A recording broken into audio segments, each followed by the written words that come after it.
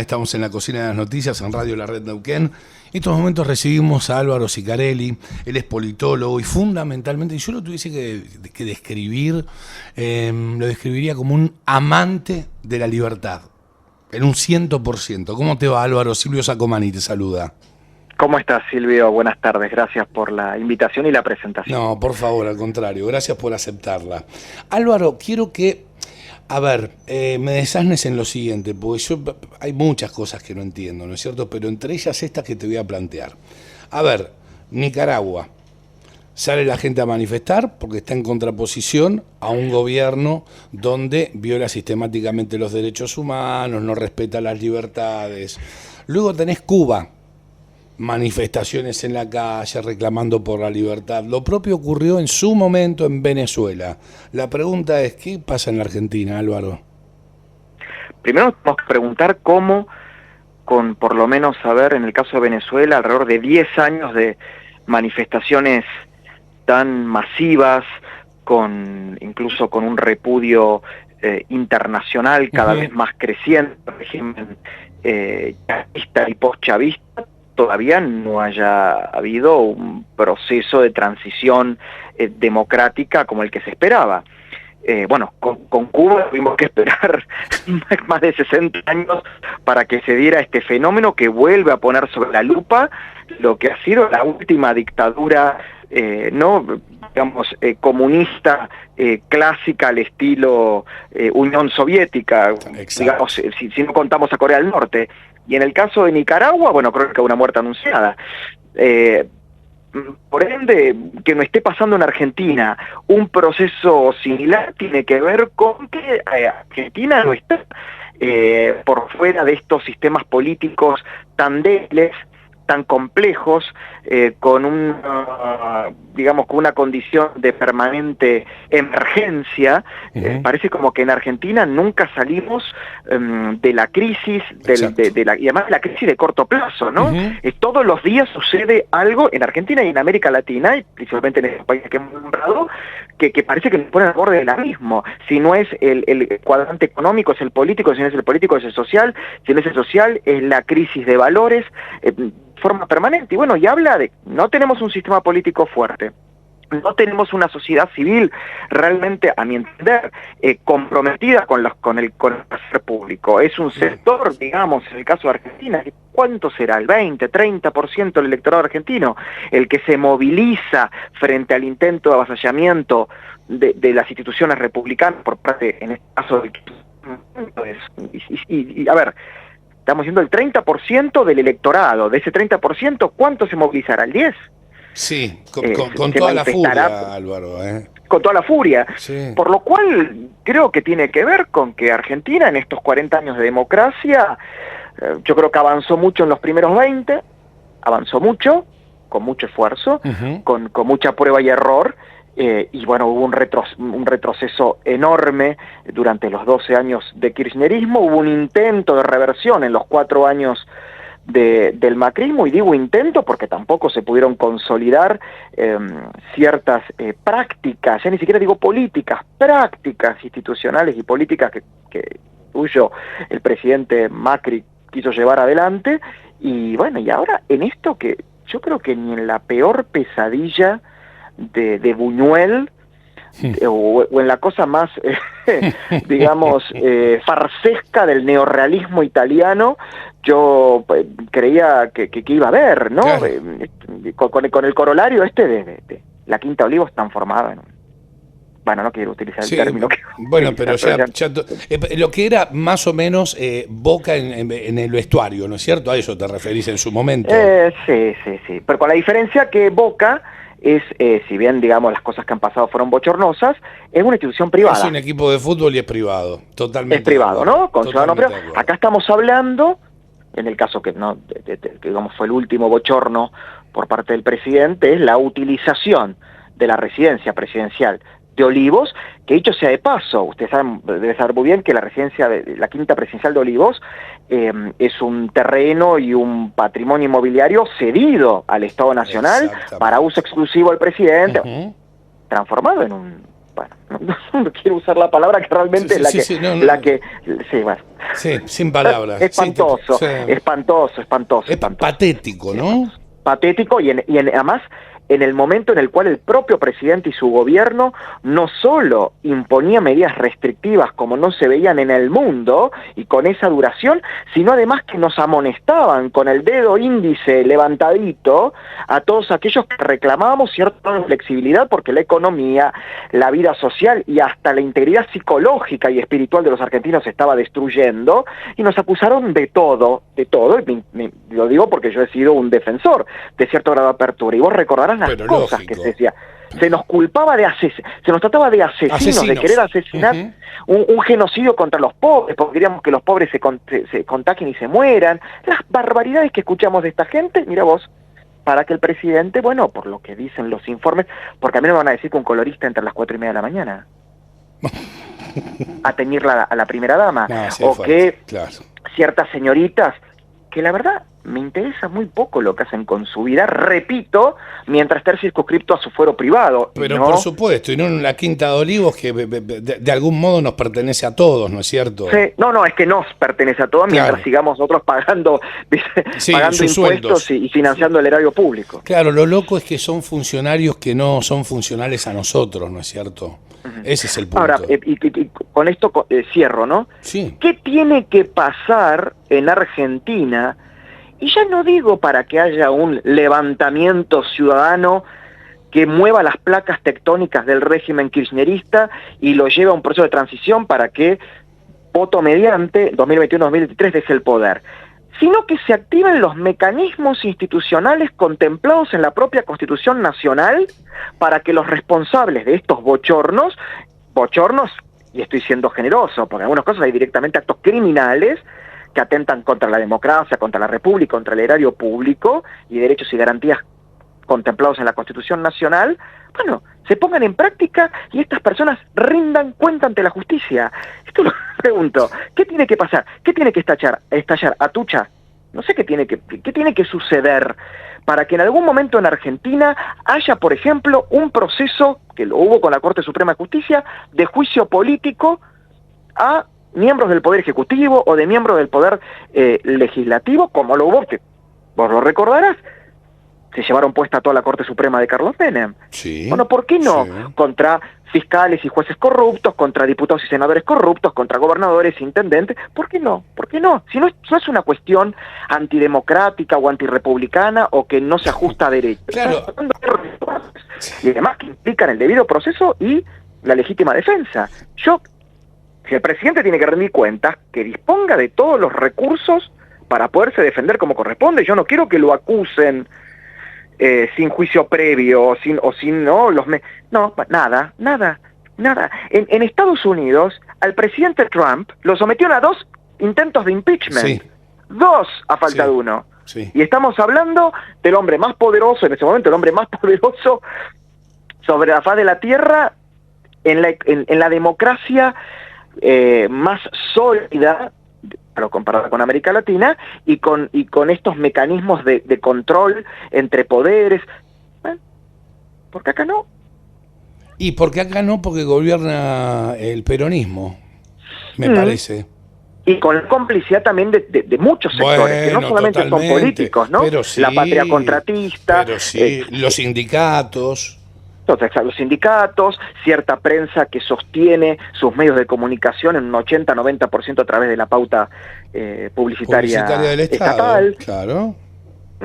Claro. Y vuelvo a repetir, una sociedad anómica que producto del cansancio, ¿no?, que genera la crisis económica, política y social permanente en este país, se va entregando. El problema que es el caldo de cultivo al extremismo o a la deriva autoritaria. Y eso es lo que me preocupa. Álvaro, ¿cómo estás? Juanma Morales te saluda. ¿Qué tal, Juanma? ¿Cómo estás? Muy bien, gracias. Ante un gobierno, digamos, tan mediocre como es lo que veníamos hablando, y una situación tan delicada en lo social, en lo económico, en lo político, a mí me da la sensación que hay por lo menos una parte de la oposición que tampoco está a la altura de todo esto, ¿no? Bueno, este es también este gran debate, ¿no? Si hay que tener una línea más dura, una línea más contemplativa.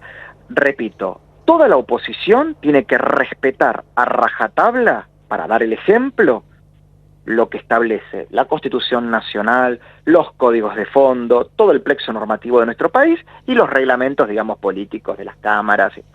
Eso lo tiene que respetar a rajatabla porque justamente tiene que demostrar que se puede hacer política y ejercer el poder cumpliendo las normas. Ahora bien, dicho esto, lo que hay que tener muy bien en claro es que en la vereda de enfrente tenemos gente que no va a tener ningún escrúpulo para utilizar cualquier instrumento, y cuanto más al margen de la ley mejor para ellos, para atentar contra todos los que queremos un país normal, con instituciones sólidas, con una democracia participativa, con respeto a la iniciativa privada y a la propiedad privada.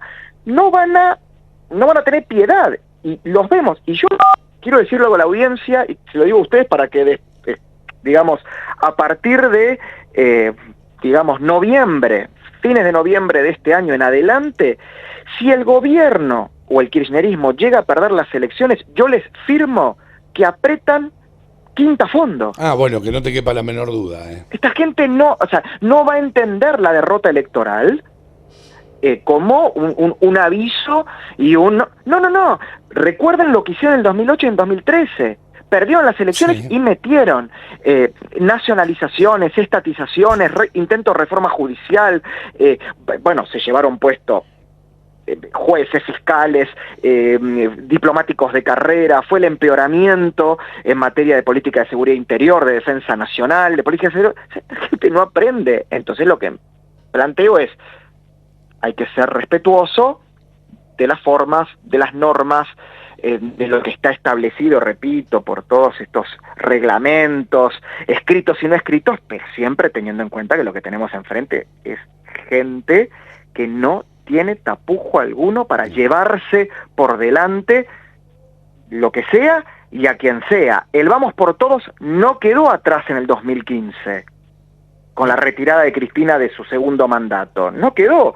Lo siguen manteniendo, fueron por todo y todo lo que pudieron durante el gobierno de Macri, y ahora que tienen el caballo del comisario, que es el Estado, y sus arcas, van a seguir yendo por todo, ganando, perdiendo, y esto es lo que la oposición tiene que tener, y cuando hablo de la oposición hablo de toda la que tiene representación institucional, ¿no? La que realmente está en el día a día, tiene que tenerlo bien en claro. Sin duda, vamos, Juanma. Yo te sigo, Álvaro, en las redes de hace muchos años. Y es muy amigo de Leti Esteves, ¿no es cierto? ¿Sos amigo de Leti Esteves? Sí. Bueno, una amiga en común. Claro. Y yo sé que vos sos de las primeras personas que hace varios meses empezó a hablar de un gran frente opositor, Juntos por el Cambio, los liberales. Bueno, en parte el tiempo te dio la razón, digo, por lo que pasa en Buenos Aires, en Cava, con López Murphy, ¿no? Sí. Digamos que fueron a un punto medio de lo que yo proponía, porque mi idea era que por lo menos, digamos, desde Juntos por el Cambio hasta incluso podía formar parte Gómez Centurión, Cintia Houghton, digamos, desde el centro hasta la derecha conservadora, formar parte de este frente y dirimir todas sus cuestiones de candidaturas o de programas electorales con las internas, repito, con todos los procesos que te da la norma argentina.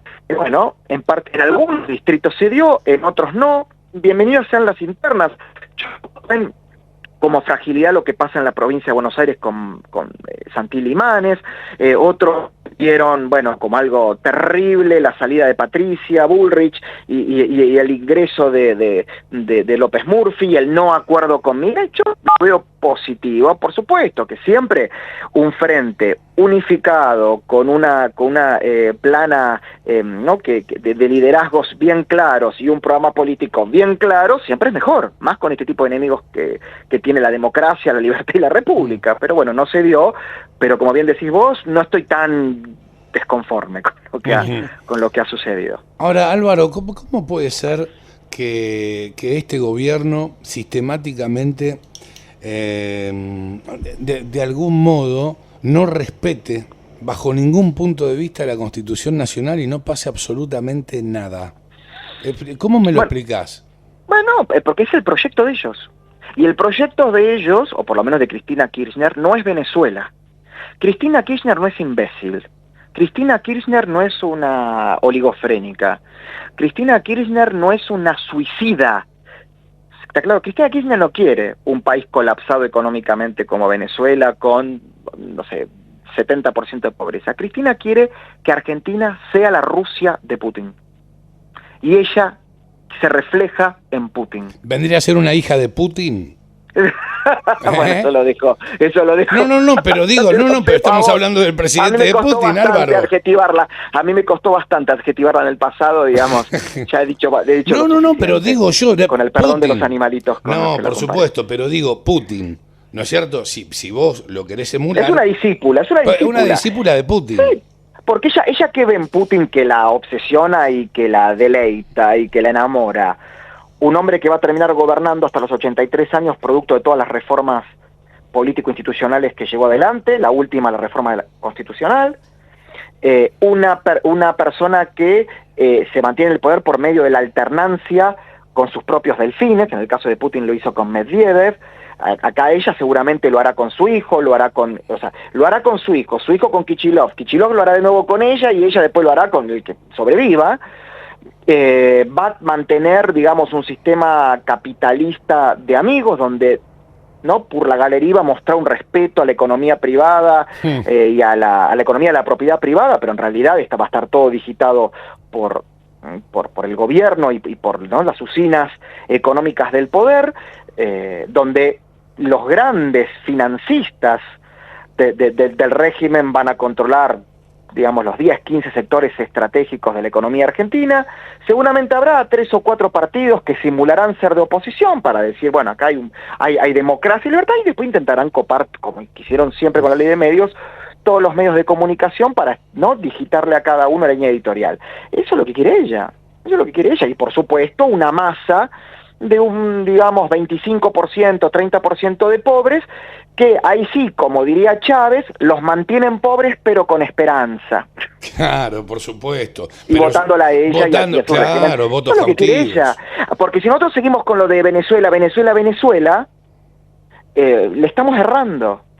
Y ella de a poco, bueno, yo lo hice un análisis que después me lo reconocieron como válido, con el caso Vicentín. Ella nunca quiso la estatización de Vicentín. Ella tiene un sistema, que es el sistema, las 3 opciones. Primero tira la peor, la estatización. Sale todo el mundo como tromba, o todo el mundo no, por lo menos los más afectados, en este caso el pueblo santafesino, a repudiar eso. Ella recula, tira la segunda opción, que en realidad es la intermedia, que es que, bueno, empresa mixta, tampoco, no queremos la intervención. Cuando en realidad lo que ella quería es que se declare la quiebra y un conglomerado económico que le responda compre Vicentín para transformarse en una de las cajas privadas del financiamiento de su fuerza política. Tal cual. Entonces quiso, te fue distrayendo. ¿Me siguen? Sí, a la perfección. Fue distrayendo. A la perfección, mirá. Claro, porque cuando ella proponga la privatización, ¿quién se le va a oponer? Ahora, ¿quién va a ir a comprarlo? Oil, electroingeniería. ¿Quiénes van a qué conglomerados? ¿Vendrán los chinos, los rusos? Cristóbal López. A comprar. Claro. La hidrovía lo mismo, Lo que están buscando es la hidrovía es parte de la estrategia conocida como el collar de perlas del Partido Comunista Chino de quedarse con los principales puertos del mundo. Ya se quedaron con el Pireo, tienen intenciones de quedarse con el puerto de Trieste, con el puerto de Rotterdam, que es el más importante de Europa. Bueno, ni hablemos todos los que ya tienen en el mar de la China meridional. Sí. Bueno, y vienen con ahora. Las islas esas, ¿viste? Esas islas. Claro. Entonces, esto que se piensa. Acá tienen que entender, bueno, lo que hicieron con las vacunas. Alinearon la política sanitaria argentina y de inmunización a una estrategia geopolítica, no al interés de los argentinos, no a la protección de la salud del argentino. Ella hace todo eso, es una mujer muy inteligente, será farsesca, utilizará el ridículo, será, digamos, fanática por los lujos y todo, pero estúpida no es. Eso está a las claras. Álvaro, te agradecemos mucho este contacto, siempre es un placer escucharte, pero me encantaría que cerremos este diálogo con un artículo de la Constitución que siempre citás en relación... El artículo 21. El 21, por favor. Sí, nos tenemos que despertar. No tenía acá a mano, no tenía en este momento en mano la Constitución, pero dame un segundito que si la... Sí, buscala tranquilo. Bueno, porque... por eso esto es muy... bueno, igual, digamos, no es muy difícil de explicarlo. El artículo de la Constitución, por supuesto que hay diversas, como todo en Argentina, ¿no? Diversos lados de la biblioteca jurídicas que lo interpretan como quieren. Acá lo tengo, ya lo voy a leer textual. El artículo 21 dice: todo ciudadano argentino está obligado a armarse en defensa de la patria y de esta Constitución conforme a las leyes que al efecto dicta el Congreso y los decretos del Ejecutivo Nacional. ¿Qué significa esto? Que si cualquier individuo o facción, interna o externa, atentare contra la Constitución y las autoridades legalmente constituidas, uno tiene que salir en defensa de ella. Entonces, si una facción de este gobierno o el propio gobierno atenta sistemáticamente contra la Constitución, pone en riesgo el entramado más básico de convivencia social, política, económica, cultural entre los argentinos, bueno, y obviamente utilizan la violencia, ¿no? Tendrá que llegar el día en el cual los argentinos de bien tendremos que esperar o el respaldo de las fuerzas que han jurado, que además están al servicio de la Constitución. Una de las estrategias más brillantes que ha tenido es la diabolización de las Fuerzas Armadas y las Fuerzas de Seguridad, que en realidad no están al servicio de un gobierno, están al servicio del Estado y de la Constitución. Por supuesto. Y tienen que estar en defensa de ella, por lo cual, si en algún momento de un gobierno que destruya la república, la democracia, la vida propiedad privada, y encima con actos violentos, las Fuerzas Armadas y las Fuerzas de Seguridad están obligados a poner el lado de la ciudadanía de bien y reinstaurar la plena vigencia de la Constitución. Lo que pasa que, claro, ¿cómo sería tomado eso por la progresista y la izquierda? Como golpismo, como no procesismo. Esa es la gran estrategia discursiva, dialéctica, además existe principalmente en los centros de formación secundarias, en las universidades, en los centros de investigación y en muchas ONGs. Pero bueno, de a poco las mentes, los espíritus se van despertando. Álvaro, querido, te mandamos un abrazo enorme y será hasta muy pronto. Placer, Un fuerte abrazo a vos y a toda mi querida Neuquén. Abrazo grandote, hasta luego. Gracias. Adiós. Adiós. Álvaro Sicarelli pasaba, politólogo, wow, con unos conceptos. Punto 1, no tiene pelos en la lengua. ¿Ok? No. Punto 2, es una persona muy preparada.